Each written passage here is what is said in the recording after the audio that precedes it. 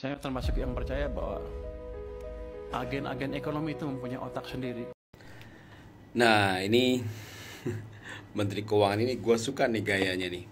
Mantep nih. Tinggal kita lihat bagaimana nanti reaksi pasar dan sebagainya. Tadi di rapat DPR dia mengungkapkan bahwasannya pemerintah narik pajak tapi duit nggak beredar. Makanya saya sudah berkali-kali ada VT saya bahwasanya daya beli masyarakat turun banget di mana-mana. Dan berkali-kali saya juga teriak-teriak, Pak Prabowo, Mas Gibran, tolong diperhatikan ini karena daya beli masyarakat itu benar-benar parah, turunnya drastis ya. Dan ini semua merasakannya. Jadi udah kayak Covid, saya bilang udah kayak Covid seri kedua nih kondisinya. Ya cuman hanya saja orang masih bisa keluar kemana-mana, tapi daya beli masyarakat itu rendah sekali. Nah, ini pandangan saya orang awam ya. Kalau daya beli masyarakat berkurang ya berarti kan uang yang beredar sedikit ya. Nah, kita lihat misalnya kayak kita juga bisa melihat misalnya kayak properti. Properti ini kan melambat ya. Kayak orang jual rumah itu banyak banget, yang beli sedikit. Saya tidak tahu duitnya ini kemana gitu lah. Apakah semua ditahan? Apakah semua orang-orang kaya ini hanya bermain bermain tidak bermain retail ya, hanya main di aspek keuangan saja. Mereka main di SBN dan sebagainya cari aman gitu loh. Nah, jadi saya yakin di mana-mana, tidak hanya ini di Jogja ya. Saya yakin di mana-mana perlambatan itu terjadi. Properti ini mengerikan sekali. Jadi orang beli rumah sangat, jual rumah itu banyak tapi yang beli sedikit. Atau apakah karena koruptor banyak yang nyimpan duitnya di mana nggak jelas ya. Karena ketahuan juga kalau beli rumah ya kan. Karena kan faktanya kemarin saya ketemu sama salah seorang penjual properti. Jadi ada, kata dia tuh rumahnya tuh laku, tuh banyak yang laku tuh para yang beli itu ya para oknum itulah, dan bayarnya cash ya, bayarnya cash, bayarnya cash tidak transfer, mereka nggak berani transfer. Dan bayangkan itu rumahnya padahal belum ada sertifikat dan sebagainya, mereka bayar cash 100 juta 200 juta pada harga rumahnya 1,8 ya kan. Sekarang hanya sisa 200 300 100 juta dan mereka nggak nanya sertifikat. Yang penting mereka udah beli rumah, bisa nempatin, mereka bisa sewakan atau nanti dijadikan untuk anaknya tinggal di sana dan sebagainya. Tapi kita dalam konteks yang lain, yang jelas ini memang terjadi pengurangan daya beli masyarakat. Nah, saya setuju dengan apa yang disampaikan oleh Menteri Keuangan ini. Artinya kalau bisa uang beredar gitu loh. Nah, kalau kita berkaitkan dengan MBG ini sebenarnya bagus. MBG ini kan bisa jadi, bahkan bisa jadi terjadi inflasi kalau seandainya jalan semua, karena harga pasti naik nih. Contoh, karena saya juga menyuplai bahan dapur, misalnya kayak susu Diamond, susu kemudian Ultra dan sebagainya, itu naik harganya karena banyak yang butuh, ya kan. Indomilk, kemudian apalagi itu ya, Greenfield dan sebagainya. Karena yang butuh susu itu banyak, semuanya menggunakan merek tertentu. Misalnya pas lagi murah Diamond semua. Nah, akhirnya barang nggak ada. Nah, ketika barang nggak ada, ada yang main kan pasti kan, harganya jadi naik. Nah, tetapi di situ yang menariknya adalah uang beredar kan. Bayangkanlah misalnya, ini kita bisa membayangkan ya. MBG itu kan 10 ribu per orang per siswa. Berarti kan belanjanya anggaplah 9.500, anggaplah 9.800 atau 10.000 gitu. Belanja bahan.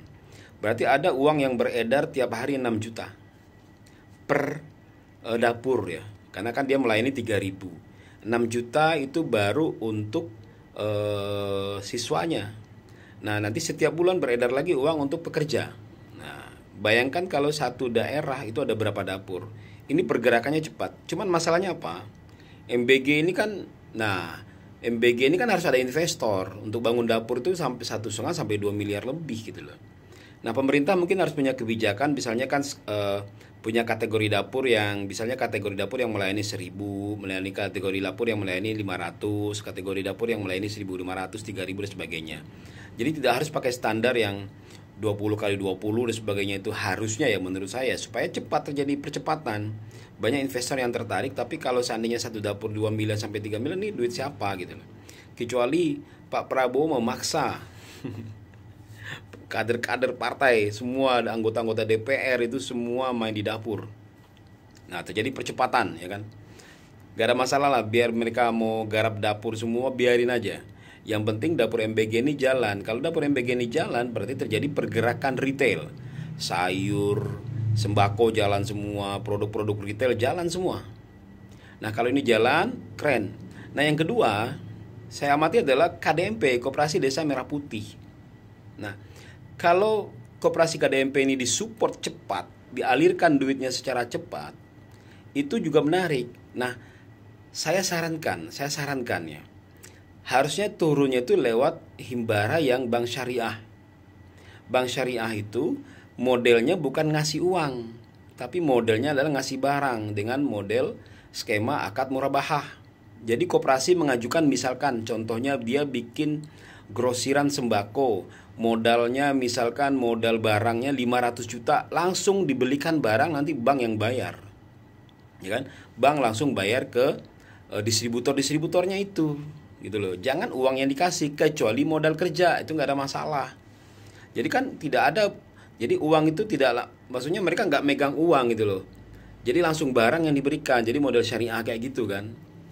Keren itu kalau menurut saya. Jadi uang itu nggak dipegang, atau terserah lah, karena yang punya skema akad itu kan bank syariah ya. Kalau bank konvensional kan nggak punya skema seperti itu. Kalau bank syariah kan punya skema akadnya murabahah, misalkan dibelikan barang, kemudian uangnya langsung ke distributor atau langsung ke suppliernya.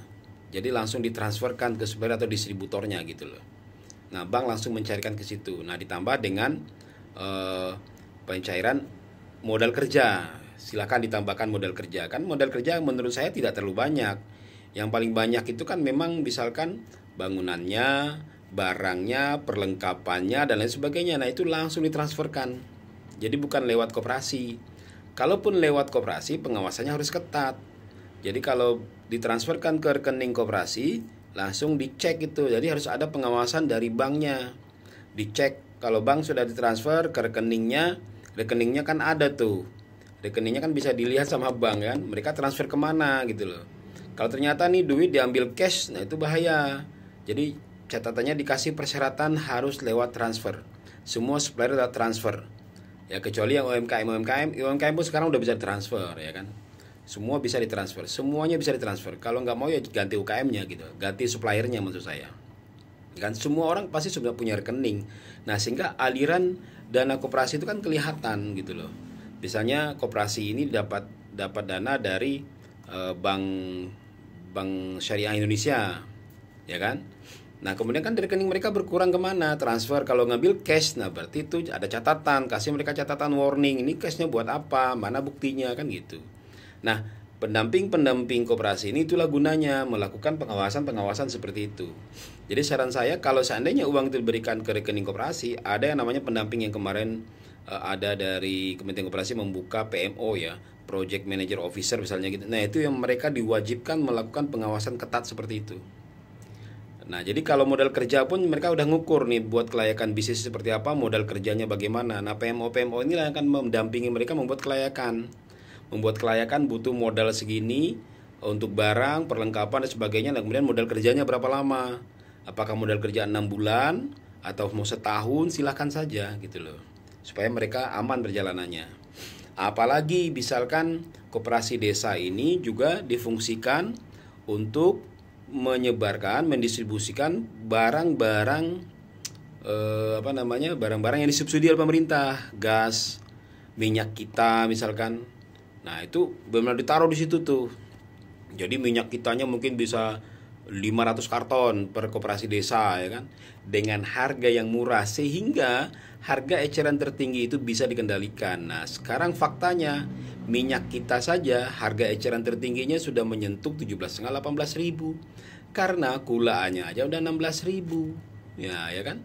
Jadi toko jual 17, ada yang jual 18 karena ada uang transportasi dan pembelian dan sebagainya. Kalau mereka hanya ngambil untung 500 kan ya itu gotong royong ya kan. Minimal mereka ngambil untuk 1.500 atau 1.000 per 1 liter. Gitu Pak Menteri, saya boleh juga nih Menteri satu ini, keren-keren menurut saya. Kita lihat aja sepak terjangnya 3 bulan sampai 6 bulan ke depan. Selamat Pak Menteri.